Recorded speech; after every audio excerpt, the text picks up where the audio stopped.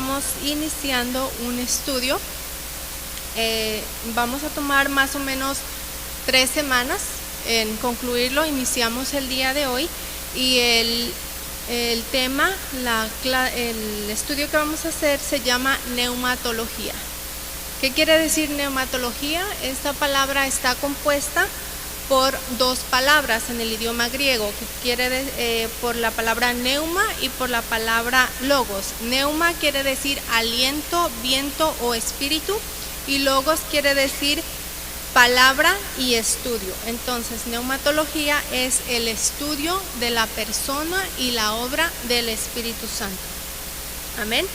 Este estudio sobre la persona y la obra del Espíritu Santo es de una vital importancia para cada creyente, ya que si no poseemos un justo conocimiento de quién es el Espíritu Santo y cuál es su obra, no vamos a poder tener una realidad en nuestra comunión con Dios. Parte de la obra del Espíritu Santo es traer una comunión entre Dios y el hombre. Entonces, por eso es tan importante que nosotros conozcamos exactamente quién es Dios por medio de su Espíritu Santo y cuál es su naturaleza y cuál es la obra del Espíritu Santo. Entonces, aunque bien es cierto que a Dios no lo vamos a conocer en su totalidad mientras estemos en esta tierra, pero sí vamos a poder aprender muchísimo de Él por medio de su palabra, porque Él mismo desea darse a conocer a sus hijos, a los creyentes. Entonces, por eso es tan importante que nosotros entendamos quién es el Espíritu Santo y cuál es su obra. Durante este estudio vamos a ver algunos temas y el tema número 1 que vamos a ver en esta noche es exactamente ese, la naturaleza del Espíritu Santo. También vamos a ver en el próximo estudio la obra del Espíritu Santo en el Antiguo Testamento y en el Nuevo Testamento. Hay veces que uno dice, otras enseñanzas nos muestran que el Espíritu Santo solamente ha tenido participación en el Nuevo Testamento, pero vamos a ver a través de la Escritura que el Espíritu Santo ha estado presente desde el principio. Y también vamos a ver la obra del Espíritu Santo en el Hijo de Dios, en Cristo Jesús, y en el creyente. Entonces, el día de hoy iniciamos con la naturaleza del Espíritu, si quiere poner ahí en sus notas. Estamos en la dispensación de la gracia, que también se le llama era del Espíritu, que comenzó el día de Pentecostés, donde tuvo origen la Iglesia de Cristo como el resultado del derramamiento del Espíritu Santo sobre los discípulos que estaban en el aposento alto, ¿verdad? En esta dispensación, el Espíritu Santo ha tenido una activa participación en medio de los creyentes, entre los que componen su iglesia. Entre ellos, el Espíritu Santo ha desarrollado sus dones y sus ministerios en los creyentes. A través de los siglos, en la historia de la iglesia, podemos apreciar que todos los creyentes que se han sometido a la influencia y a la dirección del Espíritu Santo han sido partícipes del verdadero y poderoso Evangelio de Cristo. Mediante este estudio vamos a poder apreciar más profundamente la naturaleza de Dios y la persona de Dios. También vamos a comprender mejor la naturaleza de la iglesia como organismo viviente, cuya vida le es transmitida por el Espíritu Santo. Y vamos a comprender mejor también cuál es el plan de Dios para el cristiano y su divina provisión para una vida victoriosa en el Espíritu. El estudiar sobre la persona del Espíritu Santo nos va a dar más conocimiento en cuanto a Dios, ya que la misma naturaleza y los mismos atributos le corresponden tanto al Padre como al Hijo y como al Espíritu Santo. Entonces, por eso estamos seguros de que que el Espíritu Santo es Dios. En la Biblia encontramos más enseñanzas relativas específicamente al Padre que al Hijo.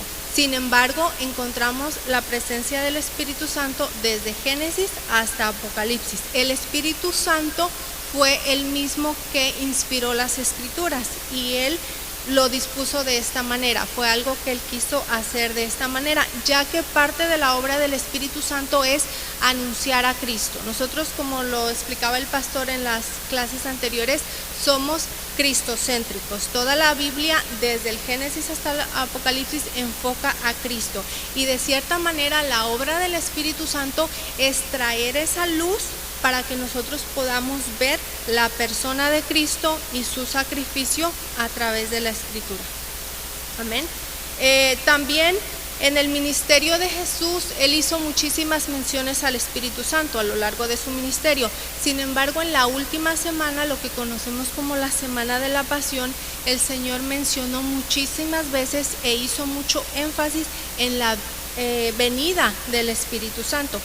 Aparte de que nosotros tengamos toda la verdad conforme a la palabra de Dios, también es muy importante que conozcamos algunas opiniones de personalidades tanto en el ámbito religioso como en el histórico, que datan los primeros siglos de la iglesia, de personas que que creyeron en la intervención del Espíritu Santo en la vida del hombre. Y uno de ellos, vamos a ver cuál era su opinión de Clemente de Alejandría.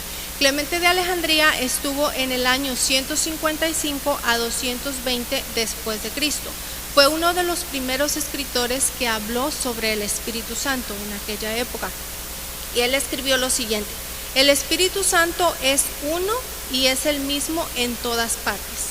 También enseñó que el Espíritu Santo descendía sobre el hombre a fin de capacitarle para percibir las verdades espirituales. Ahora vamos a ver a Tertuliano. ¿Quién fue Tertuliano? A él lo encontramos en el año 155 y 222 después de Cristo. La doctrina de Tertuliano, uno de los padres de la iglesia, fue que ellos profesaban una confesión al Espíritu Santo cuando hacían el bautismo en agua. Ellos iban a las aguas, llevaban a la persona y antes de ser sumergida, ellos tenían que declarar que creían en la persona del Espíritu Santo como Dios. También este fue el primer padre de la iglesia que utilizó el vocablo Trinidad. Como ya lo sabemos, en la palabra, lo que es la Biblia, no encontramos el vocablo Trinidad. Sin embargo, él lo usó refiriéndose a las personas de Dios, dándole al Espíritu Santo el mismo honor y la misma referencia que al Padre y que al Hijo. También él se refirió al Espíritu Santo como el vicario de Cristo. ¿Alguien sabe qué significa el vocablo vicario? ¿No? ¿Nadie lo ha escuchado? Amén, exactamente. Vicario es representante. Entonces él fue el primero que dijo que el Espíritu Santo era el vicario de Cristo. Desafortunadamente la iglesia tradicional romana le ha adjudicado este vocablo para referirse al Papa. De hecho, no sé cuántos hayan estado en la creencia católica, pero yo fui una de ellas, y cuando estábamos en el catecismo nos decían que la máxima representación de Dios en la tierra era el Papa, pero vamos a ver dentro de las escrituras que esto no es así. Pero es importante que tengamos estas referencias para saber cómo ha ido avanzando el conocimiento y cómo a través del mismo Espíritu ha traído tanta luz y hemos podido entender quién realmente es el Espíritu Santo. Amén. También vamos a ver la opinión de Orígenes. Orígenes fue otro padre de la iglesia, él un poco después de estos, y él estuvo entre el año 185 y 254 después de Cristo. En una disertación acerca de las doctrinas de su época, él dijo que el Espíritu Santo estaba asociado al Padre y al Hijo en el mismo honor y dignidad. Al principio él decía, no podemos decir a ciencia cierta si fue engendrado o no. Lo que podemos afirmar es que él inspiró los escritores sagrados. Posteriormente a esta disertación, él aseguraba en otros escritos que hizo que efectivamente el Espíritu Santo no es un ser creado, que es Dios, y enseñó a sus discípulos que el ministerio del Espíritu Santo en el creyente es santificarlo y que la doctrina referente a él solamente provenía por revelación divina. Entonces, solamente con el transcurso del tiempo, la iglesia pudo manejar y pudo transformar todos esos escritos, y con la palabra de Dios a lo que le llamamos ahora una formulación teológica y doctrinal. Ahora ya tenemos acceso a muchísima información, a muchísimos libros que ya ahora, como estamos haciendo en este estudio, si usted quiere aprender exactamente de la doctrina del Espíritu Santo, usted solamente busca neumatología y ya tiene todo el estudio completo. Pero para que esto sucediera, tuvo que pasar mucho tiempo y tuvo que haber personas que estudiaran y que se pusieran a escribir y a datar todo lo más importante acerca de cualquier tema. Amén. Y es muy importante, hermanos, que nosotros lo hagamos, que nosotros tomemos un tiempo y que busquemos para estudiar la palabra de Dios. Momentos antes de ascender a los cielos, Jesús prometió a sus discípulos que no los dejaría huérfanos. Esto lo encontramos en Juan 14:18. ¿Me lo puedes poner, Cris? Juan 14:18. ¿Sí lo tienes?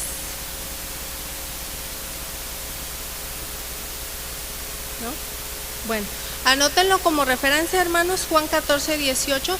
Ahí podemos encontrar cuando Jesús les dijo que les iba a dejar el Espíritu Santo. Entonces, Él les dijo que el Consolador sería quien les ayudaría, que además sería su abogado, su maestro, su guía. Jesús cumplió su promesa enviando al Espíritu Santo, quien en sí mismo reúne todo lo que el Señor nos prometió. En este estudio vamos a tratar de entender un cuadro más claro y real de todo lo que la Biblia nos enseña acerca de la naturaleza y del carácter y de la obra del Señor. El Espíritu Santo desarrolló su ministerio en la iglesia primitiva en medio de una gran expectación. ¿Recuerdan cuando, ya lo mencionamos y yo estoy segura que lo recuerdan, cuándo fue que empezó el ministerio del Espíritu Santo en la tierra? Les voy a hacer preguntas, ayúdenme a predicar. Sí, ¿verdad? Cuando vino sobre los 120 en el aposento alto. Recuerden que Jesús les dijo a sus discípulos, no se vayan de Jerusalén hasta que reciban el Espíritu Santo. Pero después de que les dijo eso, ¿cuál fue el evento que siguió? Después de que les dijo eso, la ascensión de Cristo. Entre todos los discípulos que estaban ahí cuando vieron ascender a Jesús, había ángeles. Si ustedes tomaron el estudio de Hechos, que estoy segura que todos lo tomaron, ya saben que había ángeles ahí y que les dijeron, no se preocupen porque así como lo vieron ir, así lo van a volver Él va a regresar de la misma manera. Entonces, cuando el Espíritu Santo inicia esa actividad en la iglesia, los discípulos de esa época estaban llenos del Espíritu Santo porque fue la promesa, pero también estaban a la expectativa de que Cristo venía. Ellos vieron la promesa cumplida del Espíritu Santo, pero ahora estaban esperando la segunda venida de Cristo. Y yo pregunto, ¿cuántos de nosotros estamos esperando esa venida? Ok, podemos decir, bueno, ha pasado tanto tiempo, pero ellos, hermanos, la esperaban en ese momento. Ellos no creían, su expectativa de ellos no era que ellos iban a pasar tanto tiempo. Ellos en ese momento creían que iba a ser pues un poco rápido. De hecho, el mismo Pablo nos dice que cuando dice cómo va a ser cuando venga el Señor, dice que los muertos en Cristo resucitarán primero, después los que estamos vivos seremos arrebatados. Y él se contaba porque él dice seríamos arrebatados, pero después él llegó al entendimiento que no era para ese momento. Sin embargo, aunque no era para ese momento, no cambió su fe, no cambió su esperanza, y eso es lo que debemos de albergar nosotros en nuestro corazón, que si lo vemos, gloria al Señor, y si no lo vemos, lo vamos a ver. Eso no implica que no se va a cumplir la palabra del Señor. Amén.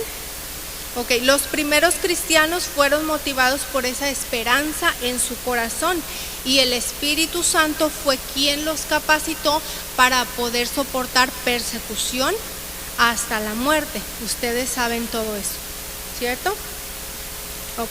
Actualmente, en nuestra época, el Espíritu desde entonces hasta ahora y hasta que Cristo venga, es el único que puede ministrar la vida, el poder y la presencia de Jesús en nuestras vidas. Nadie más, no hay ningún otro medio por el cual lo podamos hacer, solamente por medio del Espíritu Santo.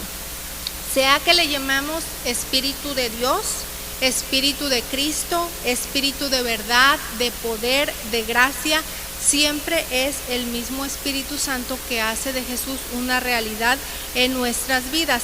También, no obstante que Él es el que hace que Jesús haga una realidad en nuestras vidas, Él tiene su propia identidad como persona. Se distingue de Jesús como otro consolador y también como quien testifica de Cristo. Juan 14:16 nos dice, y yo rogaré al Padre y Él os dará otro consolador que esté con vosotros para siempre. Entonces ahí vemos claramente que el Espíritu Santo es otra persona, diferente a el Hijo. También en Juan 14:26, el mismo 14 pero en el 26 dice, mas el Consolador, el Espíritu Santo, a quien el Padre enviará en mi nombre, Él les enseñará todas las cosas y nos recordará todo lo que yo les he dicho. Entonces, Él también se identifica del Padre y del Hijo por sus poderosos hechos. En Hechos 2:43 nos dice, y sobrevino temor a toda persona y muchas maravillas y señales eran hechas por los apóstoles. Esto fue después de que vino el Espíritu Santo. Antes de eso los apóstoles no hacían prodigios ni señales. Hasta que recibieron el Espíritu Santo fue que pudieron obrar de esa manera. Y el mismo Pablo también nos dice que todo lo que él hacía lo hacía por el poder de Dios. En Romanos 15:18 al 19 dice, porque no os haría hablar sino de lo que Cristo ha hecho por medio de mí para la obediencia de los gentiles, con la palabra y con las obras, con potencia de señales y prodigios en el poder del Espíritu de Dios, de manera que desde Jerusalén y por los alrededores hasta Ilírico, todo lo ha llenado del Evangelio de Cristo. Entonces el mismo Pablo nos dice que todo lo que él hacía, lo hacía por medio del Espíritu Santo. También el Espíritu Santo es diferente al Padre que al Hijo porque es enviado por ellos. Gálatas 4:6. ¿Qué nos dice Gálatas 4:6? Y por cuanto sois hijos, Dios envió a vuestros corazones el Espíritu de su Hijo, el cual clama, Abba Padre. Y en Juan 14:26 dice, mas el Consolador, el Espíritu Santo, a quien el Padre enviará en mi nombre, Él nos enseñará todas las cosas y os recordará todo lo que yo les he dicho. En este versículo podemos ver implícitas las tres personas. El Consolador, que es el Espíritu Santo, ahora vemos al Padre, dice, a quien el Padre enviará en mi nombre, o sea, en el nombre de Jesús. Vemos las tres personas implícitas solo en este pasaje. Amén. A través de su obra apreciamos su deidad de un modo muy especial, por cuanto el Espíritu Santo conoce los secretos de Dios. Dijimos al principio que mientras estemos en este mundo no vamos a conocer a Dios en plenitud, mas sin embargo el Espíritu Santo conoce la plenitud, el corazón y los pensamientos de Dios. Esto lo encontramos en 1 Corintios 2:10 y 11. Dice, pero Dios nos las reveló a nosotros por el Espíritu, porque el Espíritu todo lo escudriña, aún lo profundo de Dios. Porque ¿quién de los hombres sabe las cosas del hombre sino el Espíritu del hombre que está en él? Así tampoco nadie conoció las cosas de Dios sino el Espíritu de Dios. Y además también podemos ver que el Espíritu Santo intercede por nosotros. En Romanos 8:27 dice, mas el que escudriña los corazones sabe cuál es la intención del Espíritu, porque conforme a la voluntad de Dios intercede por los santos. Muchas veces esto lo sabemos, estoy segura, pero nuestras oraciones no están de una manera a la voluntad de Dios, y es el Espíritu Santo quien nos guía y quien intercede por nosotros para que nuestras oraciones sean llevadas delante del Padre. Amén. Entonces también el Espíritu Santo, aparte de que nos guía, en las oraciones también nos dirige en nuestras vidas. Es por medio del Espíritu Santo que vamos a ser dirigidos para que la iglesia y cada creyente individualmente haga la voluntad de Dios. Tenemos un ejemplo, tenemos varios, pero solamente voy a tomar uno por el tiempo. En el libro de los Hechos recordamos a Felipe. ¿Quién tomó el estudio del libro de los Hechos? Bien, ok, recordamos a Felipe. ¿Quién fue Felipe? ¿Quién es Felipe? ¿Quién fue, verdad? Ajá, fue un diácono. Diácono es uno que sirve, ¿verdad? Un descalzo de los que sirven. Bueno, Felipe, después de que le impusieron las manos, él fue lleno del Espíritu Santo, amén, y no solamente sirvió las mesas, sino que predicaba. Vimos cuando empezó la persecución que todos empezaron a salirse de Jerusalén. Sabemos que samaritanos y los judíos no se llevaban entre sí, pero cuando empezó todo lo de la persecución, el mismo Espíritu Santo fue quien abrió puertas en Samaria y puso gracia. Entonces Felipe fue para allá. Cuando Felipe, estando en Samaria, después de que estaba predicando por el Espíritu, dice la palabra en Hechos, que un ángel del Señor le dijo que se fuera por el desierto. Felipe en ese momento, ¿qué podía hacer? ¿No? Él estaba contento ahí en Samaria y de repente que lo llame para el desierto, pero es ahí cuando el creyente que realmente sabe quién es el Espíritu Santo es guiado por él y lo lleva. ¿Por qué guió el Espíritu Santo al desierto? Por un camino a lo que ahora es Gaza, a Felipe, porque era necesario que se encontrara con el eunuco etíope que venía a Jerusalén a ofrecer hacer la fiesta, a ofrecer el sacrificio, y ellos todavía no recibían el evangelio. El eunuco todavía no conocía de Cristo. Entonces va el eunuco, ustedes saben la historia, y los que no pueden ir al estudio de los Hechos, y ahí tenemos todo el estudio. Entonces es un claro ejemplo. También vemos el ejemplo clarísimo de cuando el Espíritu Santo guía a Pedro a la casa de Cornelio, y también vemos que el Espíritu Santo es el quien da instrucciones para que envíen a Pablo y a Bernabé a la obra misionera. Cada cristiano que pertenece al mundo gentil, es decir, los que no somos judíos, realmente tenemos una gran deuda de gratitud con el Espíritu Santo, porque Jesús dio la puerta abierta para que el Espíritu Santo llenara tanto a los que eran judíos como a los gentiles. Amén. Él derribó todas las barreras de separación. Entonces, cuando nosotros hablamos de la naturaleza del Espíritu, de la personalidad del Espíritu Santo, generalmente no prestamos mucha atención a este aspecto en la persona del Espíritu Santo. Hay creyentes que se refieren al Espíritu Santo como una manifestación o como una influencia, y no como una persona, como lo que realmente es. Otros creen que solamente es algo que emana de Dios, pero que no es el Espíritu Santo. El doctor Torrey expresó en un comentario, y me pareció importante, que hace sentido para que podamos entender, y se los voy a leer lo que él dijo. Dice: es de suma importancia que nosotros decidamos si el Espíritu Santo es solo algo misterioso y un poder maravilloso que en nuestra debilidad e ignorancia podemos de alguna manera alcanzar y usar, o si el Espíritu Santo es una persona infinitamente tierna y Dios mismo quien va a ejercer control sobre nosotros y usarnos. ¿Por qué les digo que me hace sentido esto? Porque recordemos que a través de las Escrituras, y ahorita como estamos viendo el libro de Éxodo con el pastor, Dios se presentó a Faraón como un Dios, porque eso era lo que él se creía, ¿no? Faraón, eso era lo que él se creía. Por eso Dios lo confrontó y lo trató como tal.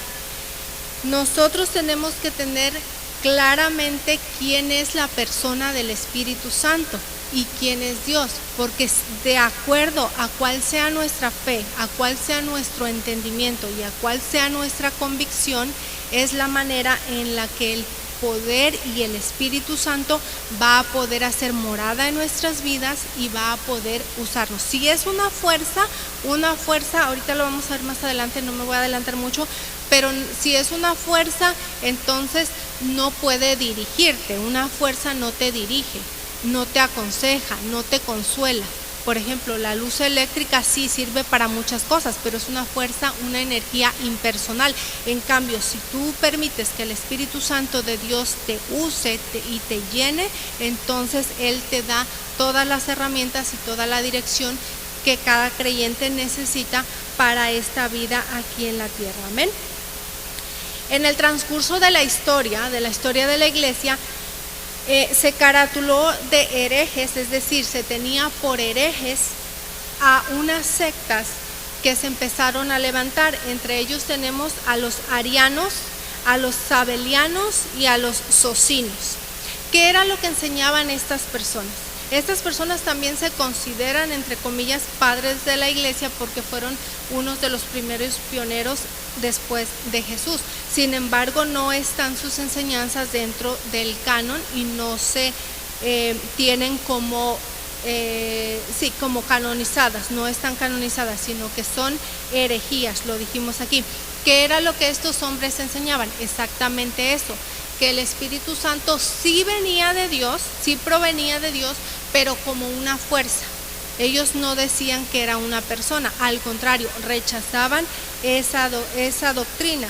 También decían que no tenía personalidad, solo lo trataban como esta fuerza. Ahora en nuestros días todavía está el movimiento unitario. Todas esas sectas, aunque ya los nombres no son no siguen aún, pero todavía las enseñanzas están.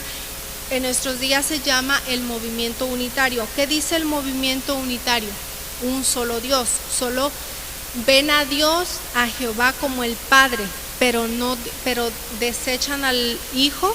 Dicen que sí es Hijo de Dios, pero no lo ven como Dios, y también están en contra del Espíritu Santo. Solamente tienen a Jehová como el Padre y el único Dios.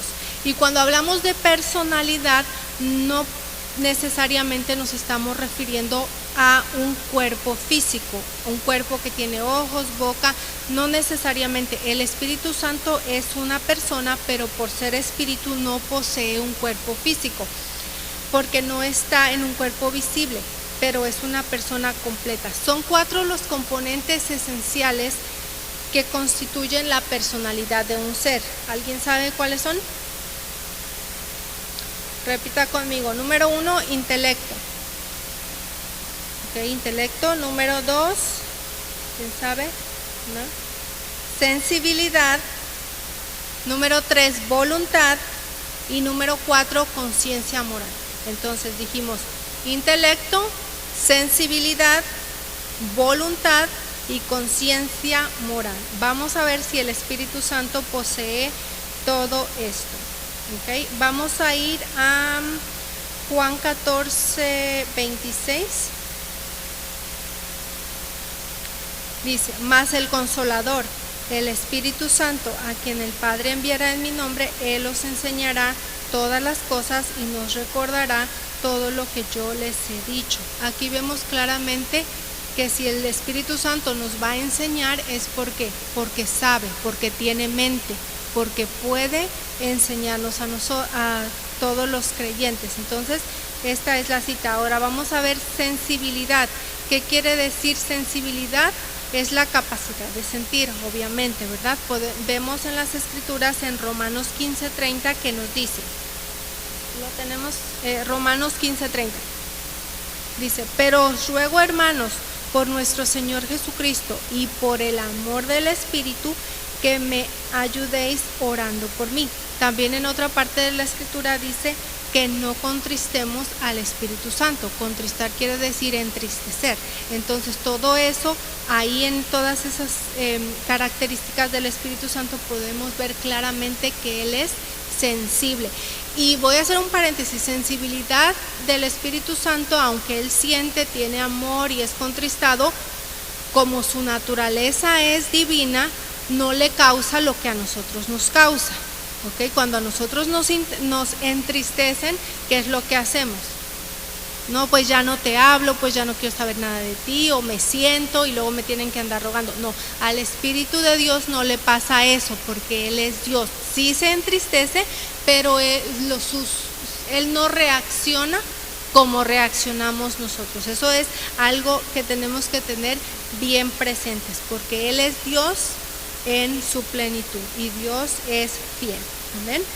También podemos ver la número 3 que dijimos que era, los que están anotando, voluntad. ¿Qué significa voluntad? Capacidad de decidir. Okay, tú puedes decidir, el Espíritu Santo también decide. Primera de Corintios 12:11. ¿Qué dice Primera de Corintios 12:11? Pero todas esas cosas las hace uno y el mismo Espíritu, repartiendo a cada uno en particular como Él quiere.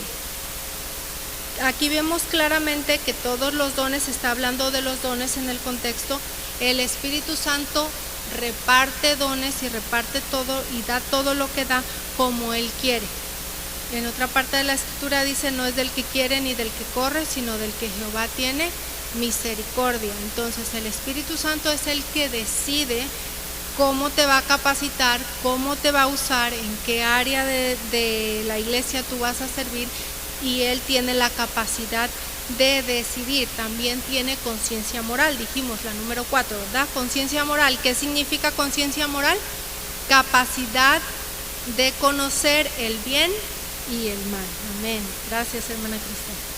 Juan 16:8 nos dice, y cuando Él venga, convencerá al mundo de pecado, de justicia y de juicio. Aquí vemos claramente que Él es el que nos hace ver qué es lo bueno y qué es lo malo. Entonces, así que si alguien dice, bueno, es que yo no estaba seguro, quiere decir que el Espíritu de Dios no está tomando completamente el control de nuestras vidas. ¿Okay? Aquí vamos a ponernos a pensar.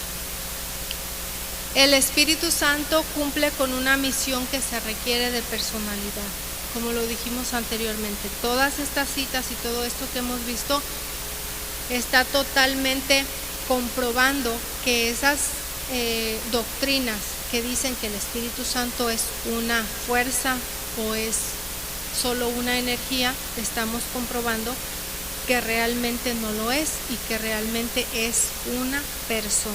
Dios, Jesús asignó, Él fue el quien asignó esta misión al Espíritu Santo, y aparte de Consolador le fueron asignados y confiados otras cosas también. Parte de su obra es autor. En 2 de Timoteo 3:16 nos dice, toda la escritura es inspirada por Dios y útil para redarguir, para corregir, para instruir en justicia. Entonces, el Espíritu Santo es el autor de las escrituras. También vemos que es nuestro maestro y guía. Juan 14:26. Ya lo volvimos a ver. El Espíritu Santo nos enseñará todas las cosas y nos recordará todo lo que Jesús hizo. También el Espíritu Santo es el testigo de Cristo. Juan 15:26 nos dice, pero cuando venga el Consolador, a quien yo enviaré del Padre, el Espíritu de verdad, el cual procede del Padre, Él dará testimonio de mí. Lo dijimos anteriormente. Toda la Biblia y todo nuestra doctrina central es Cristo. Pero el Espíritu Santo es el que hace posible la revelación, el entendimiento, para que nosotros sepamos quién es Cristo. Amén. También el Espíritu Santo es el Creador. En Salmos 104:3 nos dice, envías tu Espíritu, son creados, y renuevas la faz de la tierra. El Señor, en la Biblia, el Señor Jesús fue el único que empleó el término consolador para referirse al Espíritu Santo. El vocablo consolador, ya lo dijimos, es instructor, guía, abogado, el que aconseja y que ayuda. La palabra paracletos tiene el mismo significado. Entonces, una vez más, una simple influencia no te puede dirigir, no te puede aconsejar, no te puede decir la verdad y no te puede decir quién es Cristo. Es útil para muchas cosas, como la energía eléctrica, pero no es una persona. Entonces estamos claros y nos queda claro que el Espíritu Santo es una persona. Amén, ¿verdad?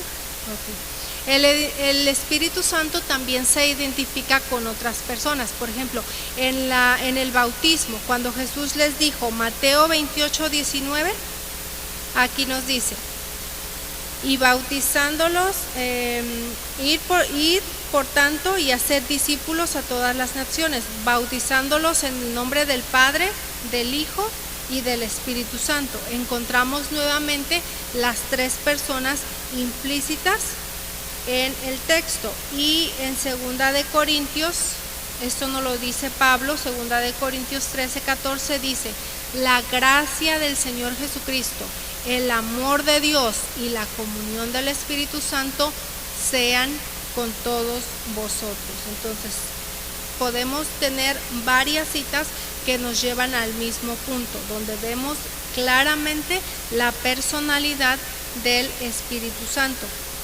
También en Hechos 15:28 nos dice, porque ha parecido bien al Espíritu Santo y a nosotros no imponernos ninguna carga más que estas necesarias.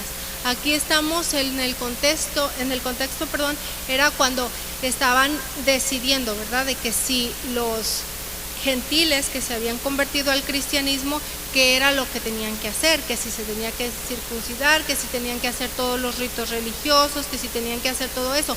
Entonces, tuvieron que hacer una pausa, tuvieron que orar y tuvieron que pedirle al Espíritu Santo la guía para saber qué hacer. Y fue cuando el Espíritu Santo les dijo, no vamos a imponerles todos estos rituales, sino solamente las cosas necesarias, que se abstengan de fornicación, de toda inmoralidad y de comer cosas sacrificadas a los ídolos y de sangre. ¿Lo recuerdan?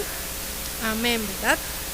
Aunque el Espíritu también es el canal a través del cual fluye el poder, lo dijimos otra vez, no es solamente un poder mecánico, ¿verdad? Es una persona que tiene poder. Las Escrituras señalan entre el Espíritu Santo y su poder, hacen diferencia. En Hechos 10:38 nos dice, como Dios ungió con el Espíritu Santo y con poder a Jesús de Nazaret, y como éste anduvo haciendo bienes y sanando a todos los oprimidos por el diablo, porque Dios estaba con él. Entonces vemos que el mismo Señor Jesucristo, las cosas que hizo, las hizo por el poder del Espíritu de Dios. Y en 1 Corintios 2:4 dice, ni mi palabra, ni mi predicación fue con palabras persuasivas de humana sabiduría, sino con demostración del Espíritu y de poder. Entonces es necesario que esté el Espíritu y el poder del Espíritu al mismo tiempo. En Corintios 3:17 nos dice, el Señor y el Espíritu uno son. Amén. Dice, porque donde está el Espíritu del Señor, porque el Señor es el Espíritu, y donde está el Espíritu del Señor, ahí hay libertad. Hay muchos hechos también que son atribuidos al Espíritu Santo, como por ejemplo, número 1 dice, todo lo escudriña. Ya vimos esa cita, no la vamos a volver a leer, pero dice que el Espíritu Santo todo lo escudriña. También nos dice que el Espíritu de Dios nos habla. También nos dice que el Espíritu de Dios, en 1 de Timoteo 4:1, si lo tenemos, por favor. 1 de Timoteo 4:1 dice, pero el Espíritu dice claramente que en los postreros tiempos algunos apostatarán de la fe, escuchando a espíritus engañadores y a doctrinas de demonios. ¿Quién lo dijo? El Espíritu Santo. Vemos claramente que Él es el que habla. Intercede por nosotros, Romanos 8:26, ya señalamos también esa cita, que el Espíritu es el que nos ayuda en nuestras debilidades, porque muchas veces no sabemos cómo pedir, no pedimos como conviene, pero es el Espíritu el que nos hace todo eso, ¿verdad? También nos dice que el Espíritu nos enseña, nos guía, ya lo mencionamos, y también tiene comunión. La única manera que nosotros vamos a tener comunión con Dios Padre es a través del Espíritu Santo. Y también el Espíritu Santo es el que obra los milagros. Hechos 10:38, ya lo leímos también, dice que el Espíritu estaba con Jesús y hacía todos los bienes y sanaba a los oprimidos por el diablo, porque Dios estaba con él. Amén. El Espíritu Santo es susceptible al trato personal, lo hablamos hace un momento, quiere decir que tiene sensibilidad. Nos dice en Efesios 4:30, dice, y no contristéis el Espíritu Santo de Dios, con el cual fuiste sellados para el día de la redención. También dice que el Espíritu Santo puede ser apagado, no a él, no quiere decir que lo vamos a apagar y que ya va a quedar sin hacer nada, sino en nuestras vidas, ¿cierto? Ok, se entiende.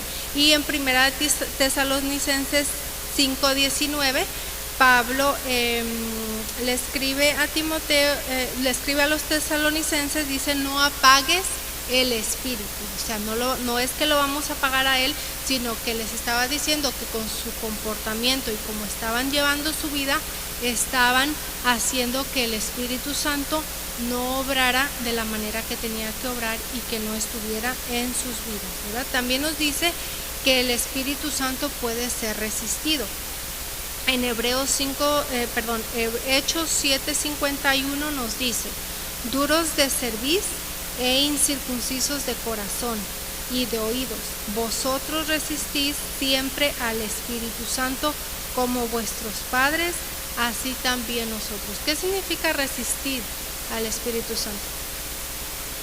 Oponerse a él y no obedecer a lo que el Espíritu Santo te guía. Muchas veces sentimos de parte del Espíritu, por medio de su palabra nos habla y Dios pone un sentimiento en nuestro corazón, nos da una palabra y muchas veces decimos no, como que no es conmigo, no estoy seguro. Eso es una manera de resistir, y obviamente la desobediencia.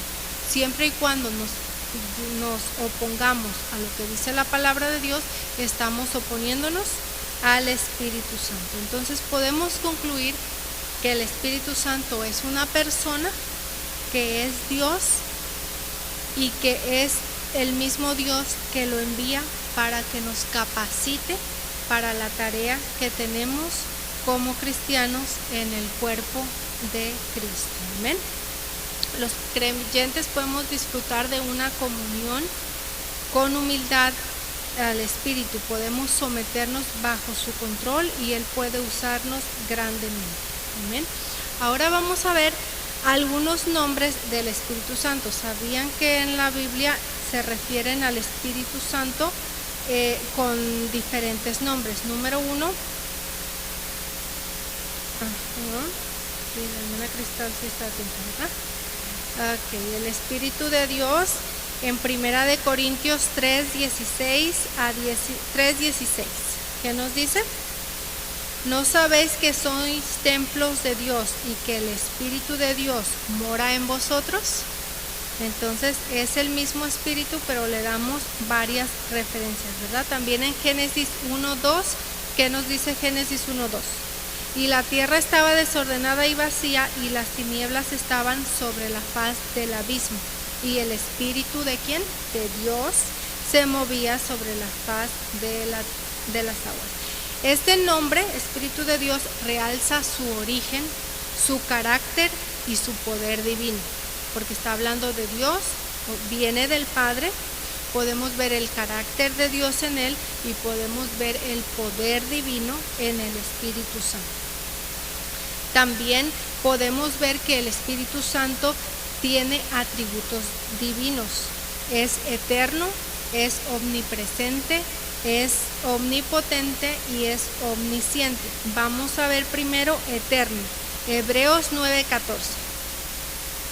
Dice, Cuanto más la sangre de Cristo, el cual mediante el Espíritu eterno se ofreció a sí mismo sin mancha a Dios, limpiará vuestras conciencias de vuestras obras muertas para que sirváis al Dios vivo. ¿Quién fue esto? Dice, mediante su Espíritu eterno. Vemos la eternidad. Omnipresente. Salmo 139, 7 al Salmo 139, 7 dice: ¿a dónde me iré de tu espíritu y a dónde huiré de tu presencia? ¿Verdad? Si me voy a los cielos, ahí estás tú. Si en el Seol hiciere mi estrado, ahí estás tú. Si tomare las alas del alba y habitare en el extremo del mar, ahí estás tú. Podemos ver la omnipresencia del Espíritu Santo. Y también vemos en 1 Corintios 2, 10 y 11 dice: pero Dios nos reveló a nosotros por el Espíritu, porque el Espíritu todo lo escudriña aún lo profundo de Dios. Vemos la omnipotencia, todo lo puede hacer el Espíritu. También se le da otro nombre como el Espíritu de Cristo.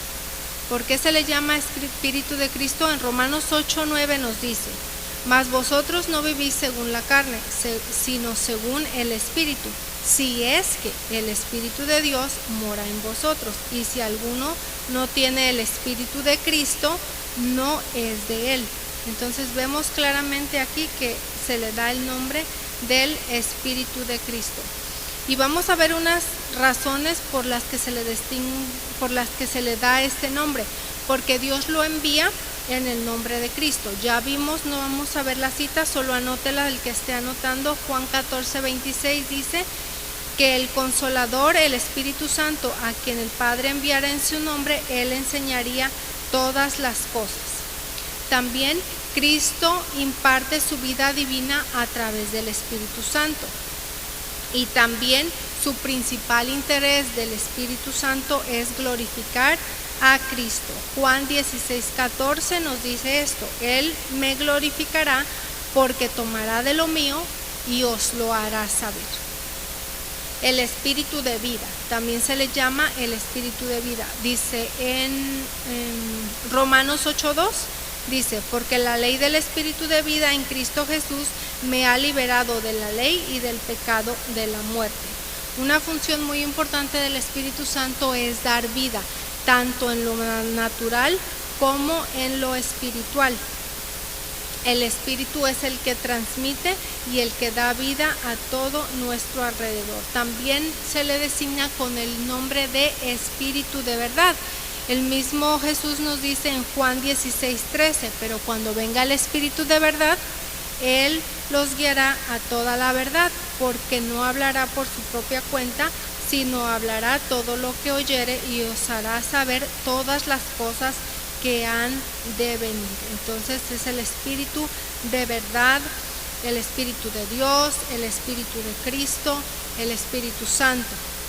¿Los anotaron? ¿No se les olvidan? Ok. El Espíritu de Dios también se le llama, también hay otro nombre que se le llama el Espíritu de gracia. Y dice en Hebreos 10, 29: e hicieron afrenta al Espíritu de gracia. El Espíritu de Dios es merecedor de este nombre porque solamente por medio del Espíritu recibimos la gracia de Dios. Sin el Espíritu Santo no podemos tener la gracia divina del Señor y no nos va a dar la capacidad de tener una comunión con Él. Ahora vamos a ver algunos símbolos. Vimos primero la personalidad de Dios, nos quedó claro que Dios es una persona. Vimos algunos nombres que se les da al Espíritu Santo y ahora vamos a ver algunos símbolos. ¿Para qué nos sirve un símbolo?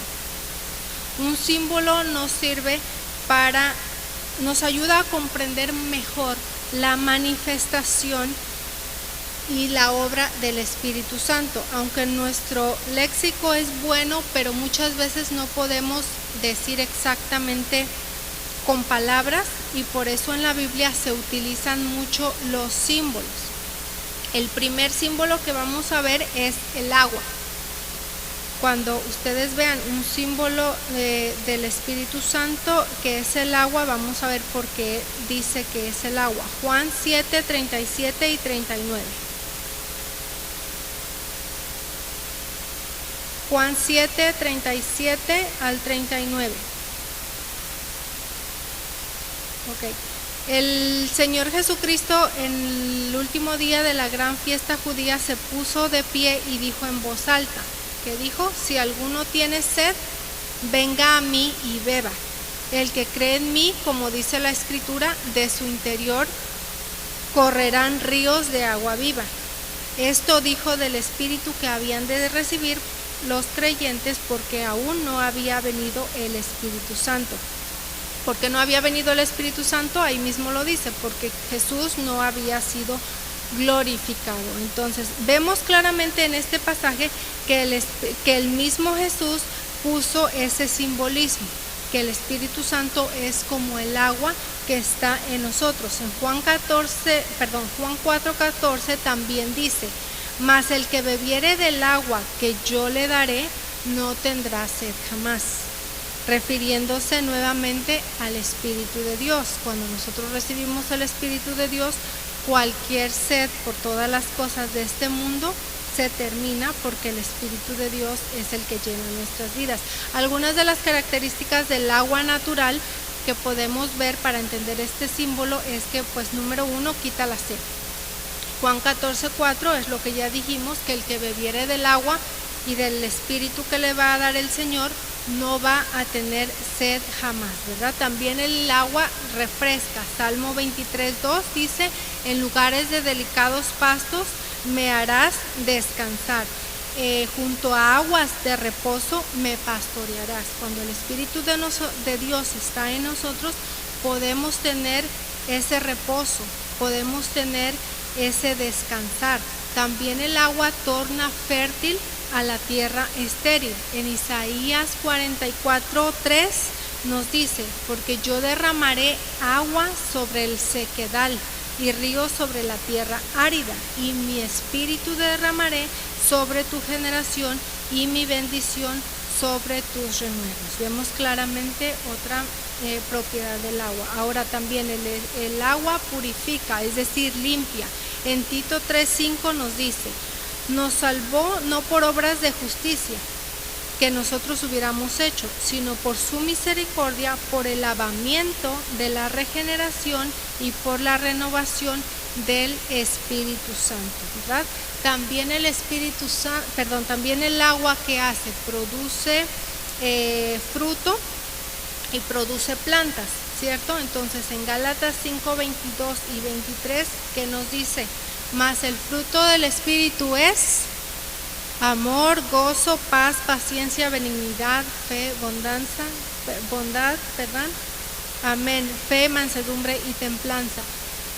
Si nosotros no tenemos estas características, estos rasgos de lo que es el fruto del Espíritu en nuestras vidas, es porque nos hace falta el agua, ¿verdad? El agua de vida. Solamente siendo llenos del Espíritu Santo es que vamos a poder producir el fruto, porque no es de nosotros, ¿es de quién? Amén, es el fruto del Espíritu. El agua, como lo vimos, es indispensable para la vida en lo natural.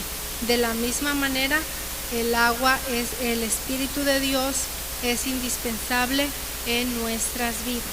Otro de los símbolos que nos dice la Escritura es el fuego. Hechos 2:3 dice: y se les aparecieron lenguas repartidas como de fuego, asentados sobre su cabeza. El fuego nos habla de una energía expresada bajo distintos aspectos. La acción del fuego, número 1, quema. El Espíritu Santo, dice la palabra, que quema toda la escoria del pecado. En Isaías 4:4 dice eso.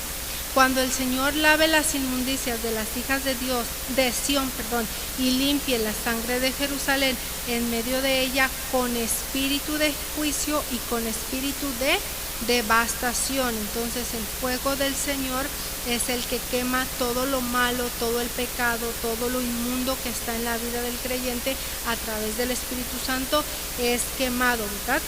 Consume todo el material combustible, todo aquello que en nuestras vidas no esté glorificando a Dios.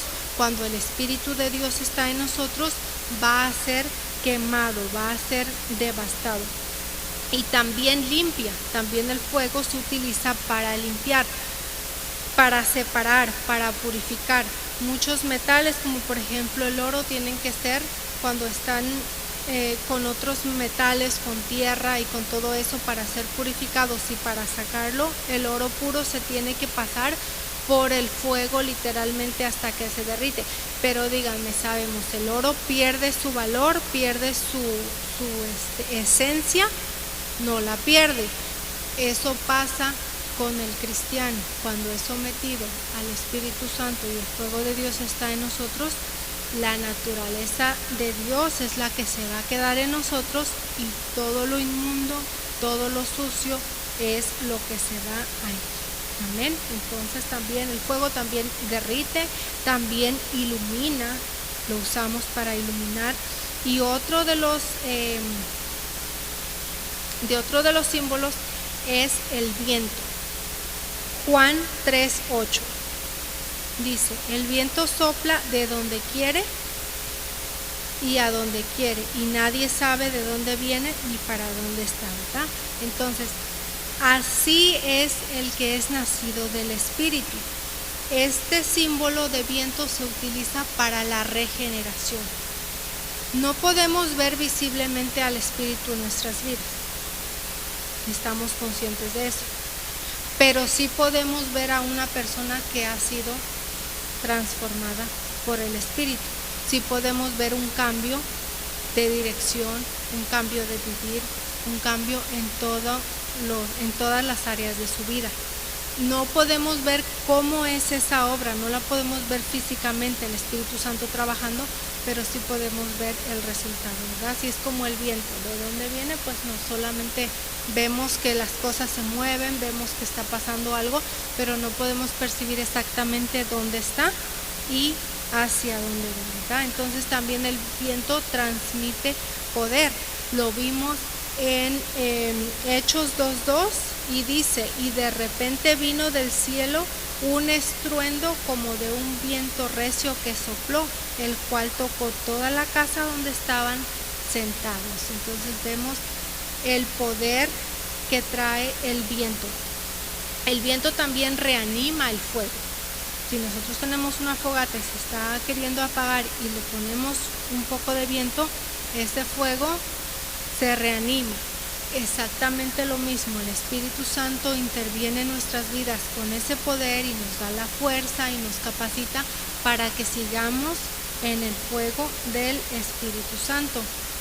Imparte la vida. Y otro de los símbolos es nube. Salmo 78:14 dice: el Espíritu de Dios iba en una nube guiando y protegiendo al pueblo de Israel en el desierto durante el día. Vimos, todos sabemos la historia, ¿verdad? Lo dice claramente, veían una nube que les protegía del sol y que los guiaba. Tenemos otros símbolos a considerar, que es la paloma, que son las zarras y que es el aceite. Les voy a dar la cita. Sí, para lo que es el sello, tenemos el sello, Efesios 1:13, si lo quieren anotar, por el tiempo que ya me ganó. Ok, Efesios 1:13, si ustedes lo buscan en su casa, ahí la referencia es del sello.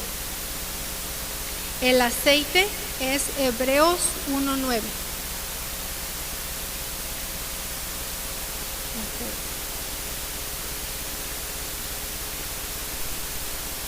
Y tenemos las zarras, 2 de Corintios 1:22. En la escritura vimos que cuando el Señor Jesucristo fue ungido, fue bautizado. Después de que se bautizó, los cielos se abrieron y descendió como paloma el Espíritu Santo sobre él. Las características de una paloma son tierna, amable, sensible, humilde. Eso es un simbolismo que nos ayuda a comprender cómo es el Espíritu Santo para con nosotros. Es amable, es tierno, es paciente. ¿Cuánta paciencia no nos tiene el Espíritu Santo, verdad? Así es el símbolo del Espíritu. También nos dice la palabra, les di la cita, 2 Corintios 1:22, hablando de las arras. ¿Qué son las arras? Las arras son un anticipo de algo que ha de ser pagado en su totalidad. En la antigüedad utilizaban eso, y de hecho ahorita se puede decir que es como el down payment, de que usted va a ir a comprar algo y usted da una parte y sigue pagando. Es la garantía de que usted va a seguir pagando. El Espíritu Santo se nos dio, dice la palabra, que se nos dieron las arras del Espíritu como garantía de Dios. ¿Usted cree que Dios va a quedar mal con usted? Dios nos dio su misma persona en garantía. Tenemos que poner un poquito de atención y ser conscientes del amor, de la grandeza, de la bendición que tenemos al tener el mismo Espíritu de Dios viviendo en nosotros, para que así como aquellos creyentes albergaban en su corazón y decían, Cristo viene, y empezaron a hacer todo lo que el Señor Jesús les encomendó con ese entusiasmo, eso sea lo que a nosotros también nos motive todos los días a salir adelante, a hacer la obra que el Señor nos ha encomendado y a vivir una vida diferente. Aquellos 120 discípulos y todos los que se convirtieron, su vida después de que recibieron el Espíritu de Dios no fue la misma. Yo le pregunto y no me conteste, piense usted mismo, su vida ha sido diferente desde que recibió al Espíritu Santo. Está con la expectativa de que nuestra vida es pasajera en esta tierra y que hay una comisión y que hay una tarea a la que hemos sido llamados. Y aparte de esa pregunta, tenemos la capacidad, no por nosotros mismos, sino porque se nos han dado las arras del Espíritu, se nos ha dado el sello de Dios que está en nosotros, y por eso es que nosotros podemos hacer lo que Cristo nos ha encomendado. Amén. ¿Qué le parece si se pone de pie y oramos?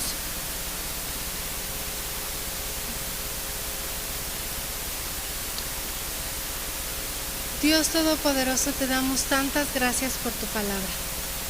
Gracias, Señor, porque tú te das a conocer de una manera tan maravillosa a nuestras vidas. Yo te pido tu gracia y tu favor para que podamos entender, Señor, quién tú eres y lo que tú has hecho por nosotros. Te pido que a través de esta semana nosotros podamos meditar en esa bendita persona que eres tú mismo, Señor. Que tu Santo Espíritu nos guíe y nos alumbre a toda verdad. Que tu Santo Espíritu tome el control de nuestras vidas y que estemos conscientes siempre, Padre, que tu presencia está con nosotros, que tú nos has ungido, que tú nos has sellado, que tú nos has dado tu Espíritu para poder, Señor, vivir en esta tierra esperando tu venida. Si tú vienes ahora, estamos listos para irnos, Señor. Y si tú tardas, Padre, estamos listos para la tarea, para poner las manos en el arado y decir, con tu ayuda, con tu gracia, con tu favor y con tu poder, podemos servirte con todo nuestro corazón. Ayúdanos, Señor, a vivir conscientes de quién tú eres y de tu maravillosa obra que has hecho. En el nombre de Jesús, amén.